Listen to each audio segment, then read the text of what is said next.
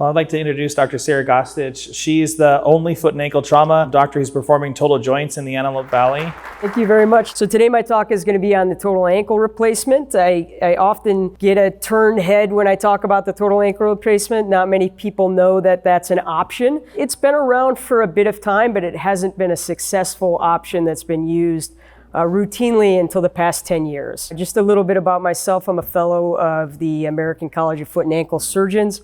I'm a board-certified foot and ankle reconstructive surgeon, and I take a special interest in trauma, deformity correction, and ankle arthritis, which is what the total ankle replacement treats. That's a good segue to my next part of my introduction. I was a firefighter paramedic before I was a doctor.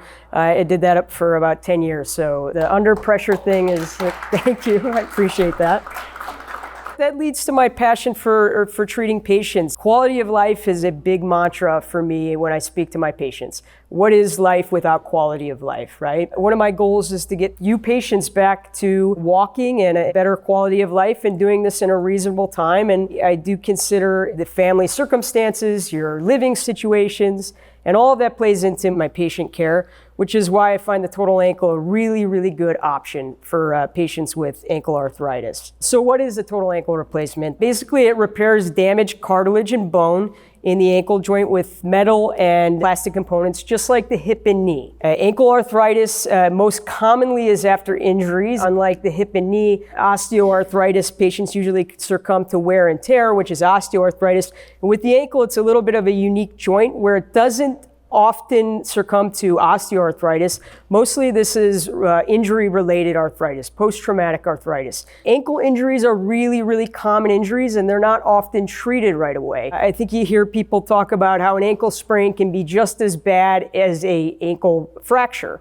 And that's true in varied degrees, and without getting into the specifics of it, that can happen. And an ankle sprain can go untreated, and it can be a debilitating injury 10 years down the road, and you don't even realize it until you come into my office and you can't walk, and we take an x-ray and you have a terrible deformity with basically no ankle joint left. So the goal is to relieve pain, but to preserve motion, okay? Our previous treatment for ankle arthritis would be a fusion, and it's a good option for the right patient. But some patients want to maintain an active lifestyle, and again, back to quality of life. Preserving motion and your ability to do your daily activities or the recreational sports that you want to play, this is where this treatment really comes into play. So what's different about the ankle joint? What makes the ankle joint unique? The hip joint is basically a ball and socket joint. It's complex and it carries the load of your body. The knee is basically a hinge, and again, it carries the load of your body. The ankle joint is a little bit different, so it moves up and down. It has a little side-to-side motion and even a little rotation. So biomechanically, it's tricky, which is why it's taken so long for engineers to come up with an implant that will last and that offers a good lasting relief with maintaining the anatomic motion of your natural ankle joint. So the modern implants that we have now are much better. Just a brief history on the total ankle replacement. Surgeons started doing this in the 1970s. Originally, they used a hip replacement upside down, and it was just the stem and bulk component. There was no talar component, which is the bone underneath the ankle joint. And of course, these didn't really work, but they tried them. They didn't last, and most of them failed. And when these surgeries fail, they often lead to an amputation or a fusion because a lot of the bone stock is damaged with these old implants. In the 1980s and 90s, they improved the design with some mixed results. Some people still have those total ankle replacements in, and they're doing okay. But the longevity and the studies show that they didn't last very long, and people were relatively unhappy. From the 2000s to today, now we're on the 4th generation of ankle implants. And the technology and quality is so much better. The surgery is safer. Again, just like the hip, when it started, there was a 3-day hospitalization and then rehab. And now we're doing these outpatient where you can go home the next day. That doesn't happen for everybody, but for some patients, they can go home the next day and have this done in an outpatient surgery center. Again, these are long-lasting implants, and the recovery is tremendously faster than it used to be. The modern advances are, there's a lot of different companies that do total ankles. There's one that I specifically use, not to endorse one company, but it's just what I'm familiar with. The technology is called Prophecy, which is basically patient-specific guides for the instrumentation to make the cuts for your ankle joint. So we send you to a CT scan and we get a 3D model image of your ankle, your specific anatomy. And the engineers at this company make a surgical guide for me, a biomechanical plan, and the guides are specific to your anatomy. And that's a huge leap in technology that we've made over the past, I would say 10 years, but more so in popularity over the past 5 years. And most total ankle joint surgeons are using this. The other technology is the Adaptis porous metal that the implant is made of.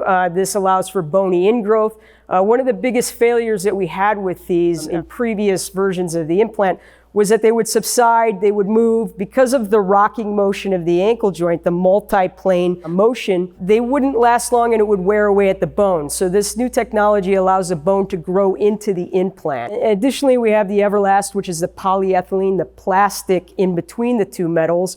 And that's improved over time. It's stronger and it's improved wear. And then the other component is we have modular stemmed implants, which is right for a certain patient population, but it also offers us the ability to redo these if your initial implant failed, or if you had an old implant and that failed. So now we have answers for that we didn't have before. So I'll just describe the two implants to you that I commonly use. One is the InBone, and that's a stemmed implant that goes into the tibia. This offers a lot of stability. It gives us the ability to do total ankle replacements on people with high degrees of deformity and some more complex surgeries that require reconstruction of the foot. It's the workhorse. A lot of surgeons are actually moving to this as a primary implant.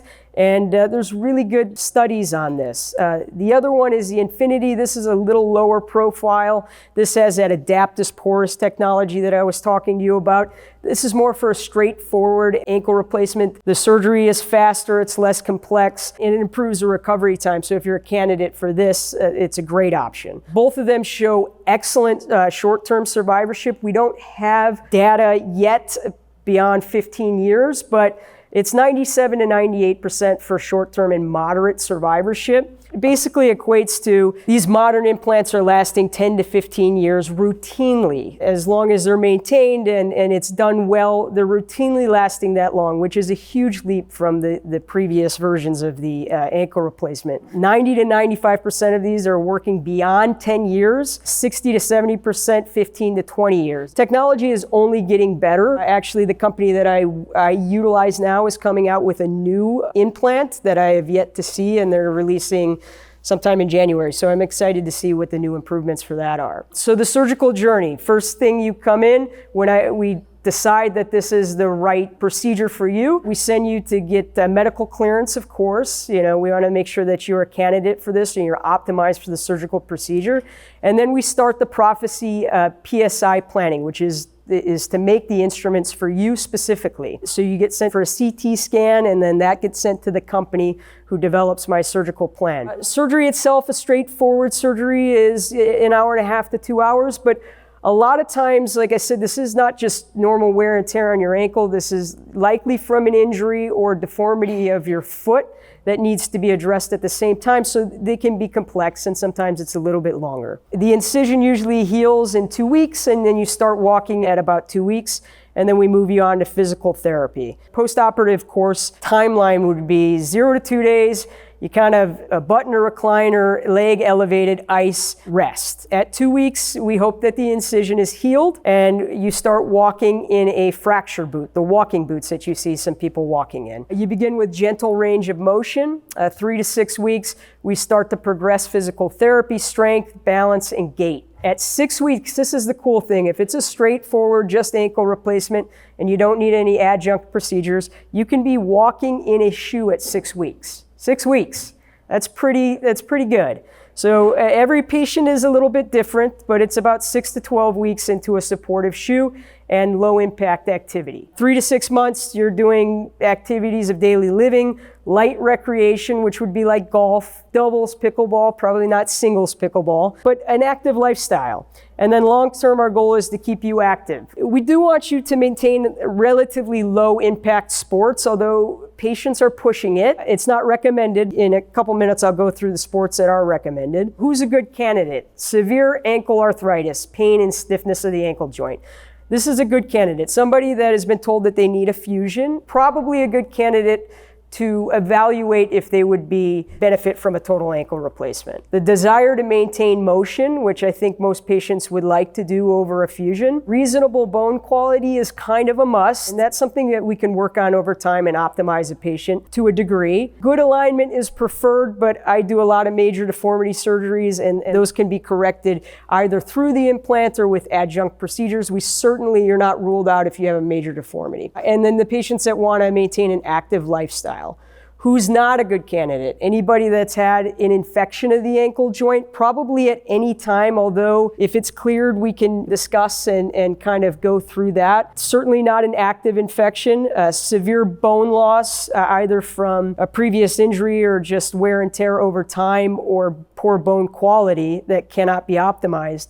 Anybody with poor circulation, because we don't have an option yet for a minimally invasive ankle implant. The incision is right on the front of the ankle, and we need to make sure you heal that incision. Otherwise, we run into some complications. So circulation is a must. And uncontrolled diabetics are not good candidates. Additionally, patients with severe nerve damage that have neuropathy to the point where they are neuropathic, meaning that you can't feel your foot and ankle, you're not a good candidate, and a fusion is probably a better option for you. Okay, so life after the total ankle. The goal is walk without daily pain. Low impact activities are encouraged, like walking, biking, swimming, hiking, golf, pickleball, which I know is important to a lot of people. Doubles probably better than singles, but I imagine most people like doubles better anyway. And light recreational sports. I ask you to avoid running, basketball, anything with jumping, singles, tennis. That may be a little bit too much for the total ankle replacement. Again, safe, walking, hiking, biking, swimming, golf, pickleball, and the high impact sports are not recommended. Okay, so overall, this is a good option that we have, and I'm really excited about the technology and the advancing technology of the total ankle replacement. This is one of my favorite surgeries to do. I'm very happy to be in the Antelope Valley to offer this service because it really can improve patients' quality of life. And the patients in this community deserve these options. Thank you very much for your time.